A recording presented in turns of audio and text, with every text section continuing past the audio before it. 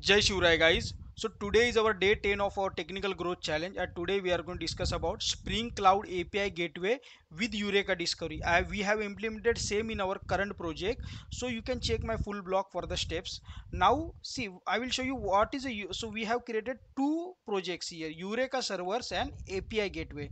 Now what is the use of Eureka server? Eureka server, we will register all this our order, payment and user services into Eureka server with their different ports. You can see here, see now order service with the 8081, payment service with the 8082 and user service with the 8080.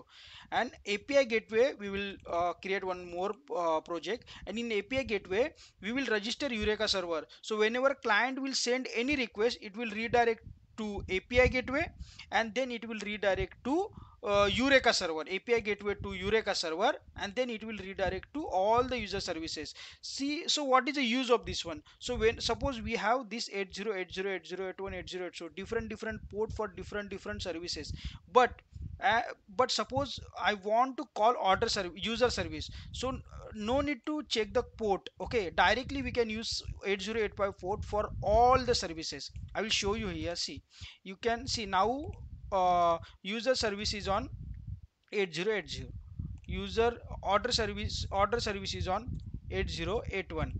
Okay, and then payment service is on 8082.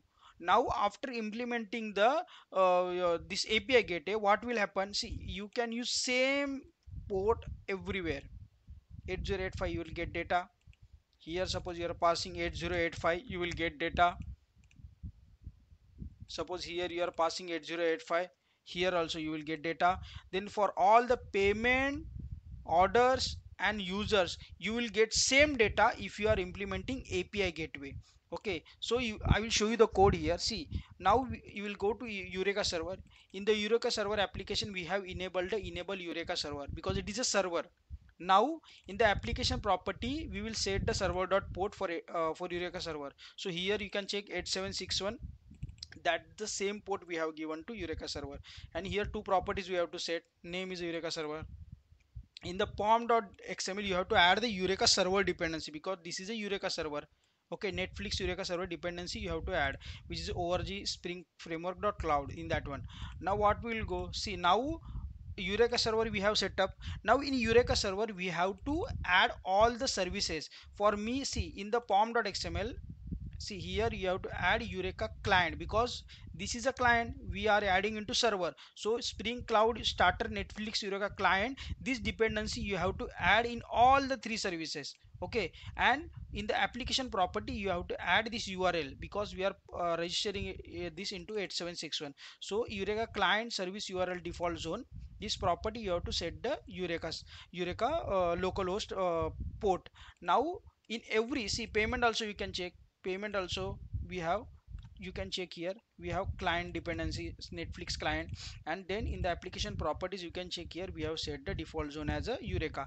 Now after registering this, if you'll check the Eureka server because it is already up for me now. See, you can check the servers are up. See, if you'll check here, we have added a register order service, payment service and user service with the different port. Okay, that port also working. See that for here 8080 will work. Okay, so this will also work, but we want same port for all the services. For that one we are using API gateway. Now we will go to API gateway. Now see how the flow is going from API gateway to Eureka server, and from Eureka server to all these three services. Now we'll check the API gateway. See here we have to enable enable client. Okay, Eureka client, because this is a Eureka client, we have registered this one. Now in the application property, if you'll check here, this is the main routing path. See, API gateway server plus routes ID user service, so we are redirecting to this user service. Then for this one we have path of users. For orders we have path of orders.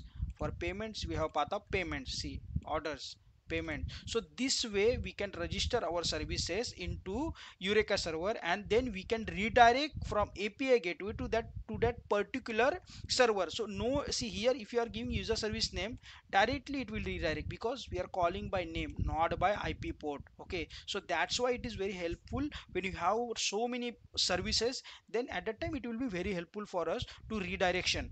So that's why API gateway, it is important for us. So in the Spring Boot, in and microservices also, because we have started microservices now, you can also challenge, like you can also follow any consistency challenge, just like I follow this challenge, technical growth challenge. You can do any challenge and follow consistency for long days, because in the book reading also I follow the consistency up to 236 consistent days. You can also follow that one, and definitely it will be helpful for you to like in the long run for you to improve yourself, guys. So be in the 1%. Thank you, guys.